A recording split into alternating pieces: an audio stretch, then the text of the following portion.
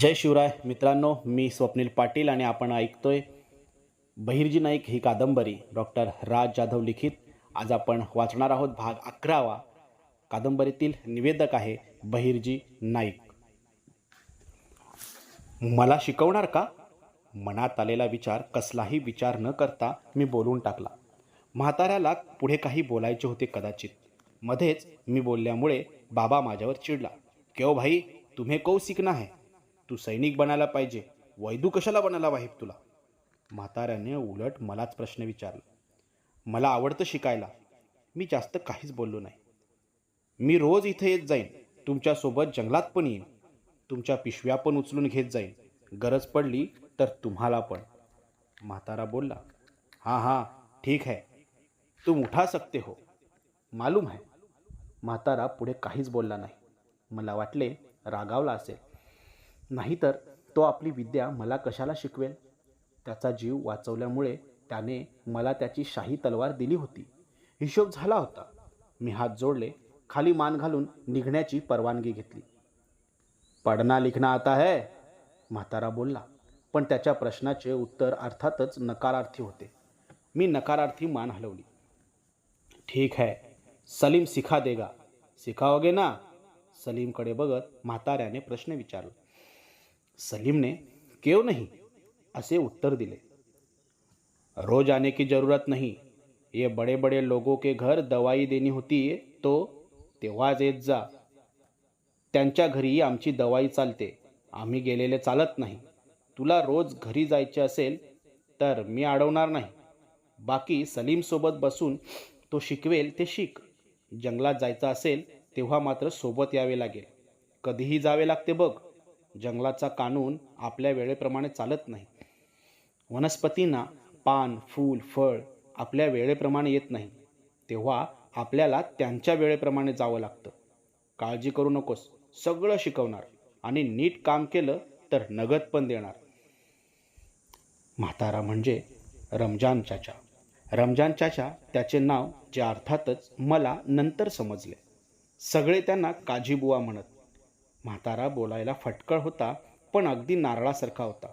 बाहेरून टणक, आतून मऊ आणि गोड, अगदी नारळाच्या पाण्यासारखा निर्मळ. पुढे काजीबुवा खूप काही बोलले. मी त्यांच्या प्रत्येक वाक्यावर मान डोलवत होतो. त्या रात्री माझा आनंद गगनात मावत नव्हता. मला लिहिता वाचता येणार होते. समुद्र किनाऱ्यावर गोटे गोळा करता करता अचानक परीस हाती लागावा असाच काहीसा माझा भाग्योदय झाला होता. शिक्षण परीसापेक्षा कमी थोडेच असते. ती सरणारी रात्र आणि उगवू पाहणारा सूर्यनारायण माझ्यासाठी जणू काही तेजस्वी भवितव्याचे दिवस घेऊन येणार होता. त्या रात्री मी म्हाताऱ्याचा जीव वाचवला होता आणि म्हाताऱ्याने माझा संपूर्ण भविष्यकाळ. आईला कुठेही काम करायला जायची आता गरज पडणार नव्हती. मी एकाच वेळी कित्येक कामे करीत होतो. ते काही माझ्यावर कुठली जिम्मेदारी, कुठले दडपण होते म्हणून नाही, तर मला काम करायला आवडत होते म्हणून. माझा सर्वात नावडता विषय म्हणजे झोप. मुळात झोपेची संकल्पना आरामाशी निगडीत आहे. सतत धावणारी व्यक्ती चालू लागला तरी तो त्याच्यासाठी आराम होतो. कित्येक वेळ निरंतर चालणारा व्यक्ती थांबला तर त्याला आराम मिळतो. बराच वेळ उभा राहिलेला व्यक्ती बसला म्हणजे आराम समजतो आणि बसून कंटाळलेला व्यक्ती झोपण्याला आराम समजतो. शरीर आणि मन यामध्ये योग्य नियंत्रण ठेवल्यास माणसाला जास्त वेळ झोपेची म्हणजेच आरामाची गरज लागत नाही, हे मी पुढे गुप्तहेर म्हणून काम करताना शिकलो. पण हे सर्व अगदी मी लहान असल्यापासून अनावधानाने का होईना पण करीत होतो. कित्येकदा मी चालता चालता खात होतो आणि बसल्या बसल्या एखादी डुलकी मारून माझी झोप पूर्ण करून घेत होतो. शिरप्या काकासोबत धोपटे पाटलांच्या जनावरांची निगा राखायला जायचो. काजीबुवांकडे त्यांची पडतील ती कामे करायचो. त्यांच्यासोबत जंगलात जडीबुटी गोळा करायला जायचो. ते करताना काजीबुवा मला निरनिराळ्या औषधी वनस्पतींची ओळख करून देऊ लागले. कुठल्या आजारावर कुठली वनस्पती किंवा त्याचे पान, फूल, खोड किंवा साल काम करते याचे मला रोज प्रात्यक्षिक मिळत होते. त्यातून मी शिकत होतो. आजाराचे प्रकार माझ्या लक्षात येत होते. त्यांच्यावरील औषधं, त्यांच्या मात्रेसकट मी लक्षात ठेवत होतो, कधीही न विसरण्यासाठी. मला काजीबुवाचे वैद्यशास्त्र म्हणजे चमत्कारासारखे वाटू लागले.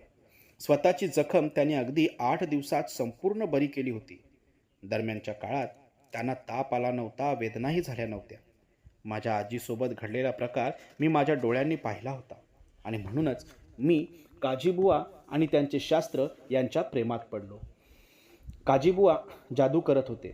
ते आपल्याला शिकवायला तयार आहेत. आपणही पुढे मागे अशी जादू करून दाखवू या विचारानं अगदी मन लावून शिकत होतो. कित्येक दिवस काजीबुवांच्या बोलण्याकडे दुर्लक्ष करणारा सलीम माझ्याकडे बघून किंवा माझ्या सहवासात तोही वैद्यकशास्त्रात रस घेऊ लागला. ते बघून काजीबुवा माझ्यावर खुश होऊन अजूनच मन लावून शिकू लागले. सलीम माझ्याकडे बाराखडी गिरवून घेऊ लागला. लिहायला वाचायला शिकवू लागला. मराठीसोबत उर्दू, हिंदी, फारशी त्याला येणाऱ्या सर्व भाषेचं ज्ञान मला तो देत होता. माझी शिकण्याची गती बघून सलीमला आश्चर्य वाटत असे. खंडोजी, तू खूपच हुशार आहेस. किती लवकर शिकतोस. मी आपला लाजून मान खाली घालायचो. खरे तर काहीही शिकण्यासाठी हुशारीची नव्हे तर प्रबळ इच्छाशक्तीची गरज असते असे माझे मत आहे.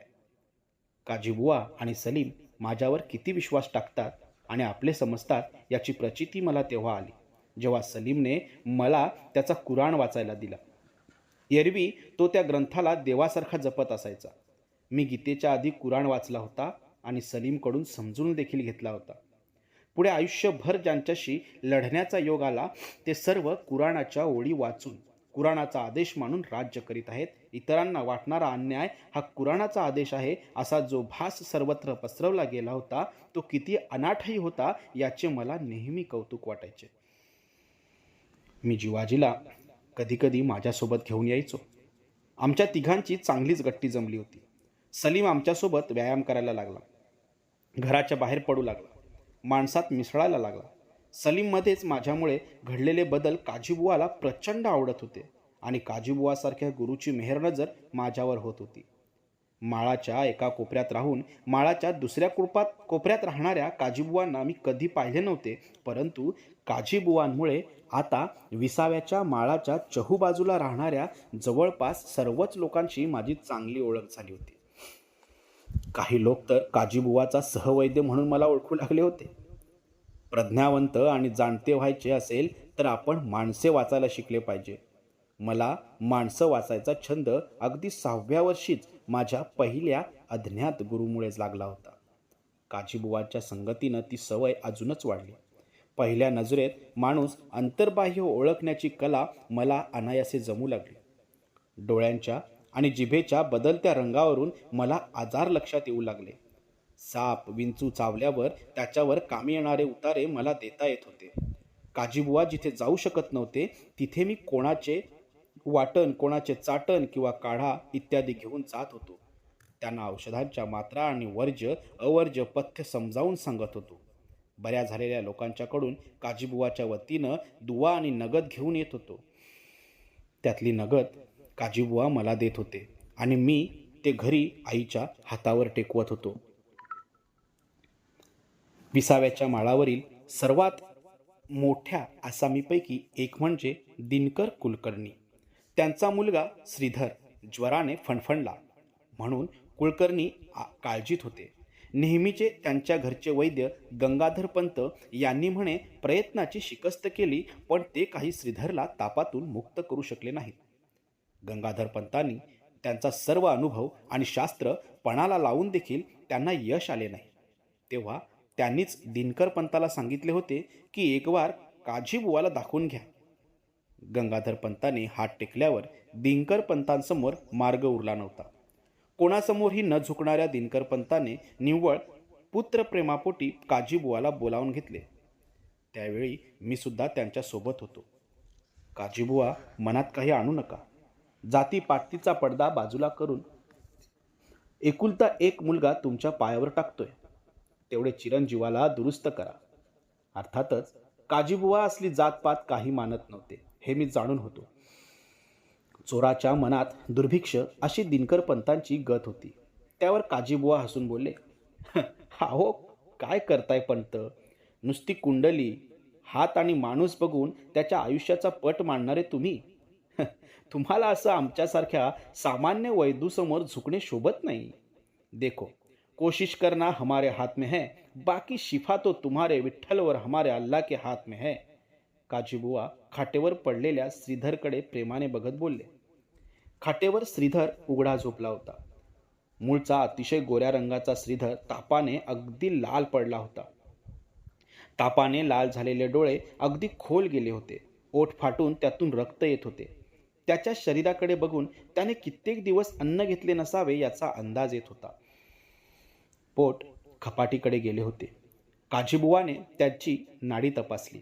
आधी हात लावून मग कान लावून सर्वांगाची तपासणी केली. डोळे आणि जीभ निरखून बघितले. 3-4 वेळा चहूबाजूने पोट दाबून अंदाज बांधला. कितीतरी वेळ रुग्णाची तपासणी केल्यावर त्यांनी मला आवाज दिला, खंडू. याचा अर्थ मला माहीत होता. काजीबुवाच्या 3 पिशव्यांपैकी कुठली पुढे करायची हे मला माहीत होते. त्यांनी न सांगताच मी पिवळ्या रंगाची झोळी काजीबुवासमोर ठेवली. मी अगदी बरोबर पिशवी त्यांच्यासमोर ठेवली म्हणून काजीबुवा माझ्याकडे बघून हसले. ती माझ्यासाठी शाबासकी होती. काजीबुवांनी पिशवीतून औषधी काढायला सुरुवात केली होती. म्हणजे त्यांना रोगाचे निदान झालेले असावे. रोगाचे निदान होईपर्यंत काजीबुवा कधीच औषधासाठी गडबड करीत नसायचे. नेमके दुरुस्त काय करायचे आहे हेच जर कळले नाही तर औषधी द्यायची कशावर असे ते नेहमी म्हणायचे. कौस्तुभपर्णी नावाच्या अतिशय दुर्मिळ झाडाची 10 पाने त्यांनी बाहेर काढली. त्यावर हळदीची आणि तापनाशक पट्टीच्या खोडाचे केलेले जाड चूर्ण टाकले. मधाचे 2 थेंब, शेळीच्या दुधाचे काही थेंब प्रत्येक पानावर टाकले आणि माझ्याकडे बघितले. मी समजलो. पानाला चुना लावून तयार केल्याप्रमाणे ते पान मी तयार केले आणि उघड्या झोपलेल्या श्रीधरच्या संपूर्ण अंगावर चिकटवले. तोवर काजीबुवा औषधांची मात्रा घेऊन चाटण तयार करू लागले.